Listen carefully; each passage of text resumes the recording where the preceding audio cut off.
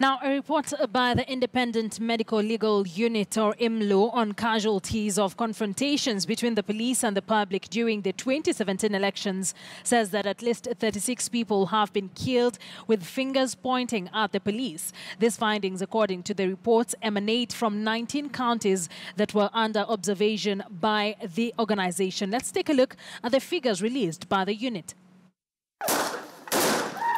One of the standout takeaway memories regarding the 2017 presidential polls will most likely be the chaos occasioned by confrontations between police and members of the public. IMLU has tabled what became of the casualties, starting with the August polls. We recorded a total of 23 deaths following the August elections and conducted postmortems on 12 of them, where we received consent from the next of kin. The post-mortem findings raise a clear case for an independent inquiry on the circumstances under which the police used lethal force to establish justifiability of use of force and or take legal action on the police command and or the individuals responsible. According to IMLU, post-mortem reports from 11 out of 12 conducted attributed gunshot wounds as the cause of death, with Nairobi getting the largest chunk of deaths, followed by Kisumu and Siaya counties. Going by the post-mortem report, there are no clear demonstrations that police were shooting to defend their lives or the lives of others. In the two cases where police indicated in P23 forms that they were shooting to save the lives of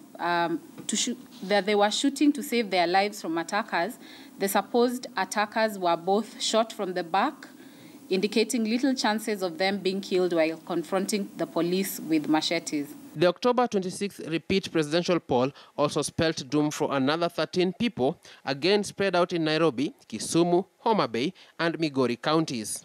Besides, scores more injured by beatings, torture and suffocation through exposure to tear gas. Never mind, the youngest casualty reported was aged just 6 months old.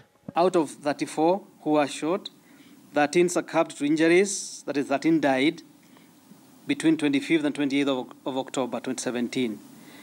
51 of those who were shot, tortured and assaulted by police are currently recovering in different hospitals in Nairobi, Kisumu, Homa Bay and Migori counties. The report further details that security deployment disregarded the local security framework, with personnel said to have dished out punitive measures to the public indiscriminately.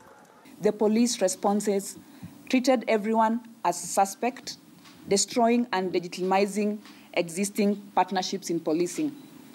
The coordination expected after all the assurances given prior to the August and October elections has been put into question, with residents in many neighborhoods in opposition strongholds hailing the local police for their restraint and blaming strangers for the excessive use of force.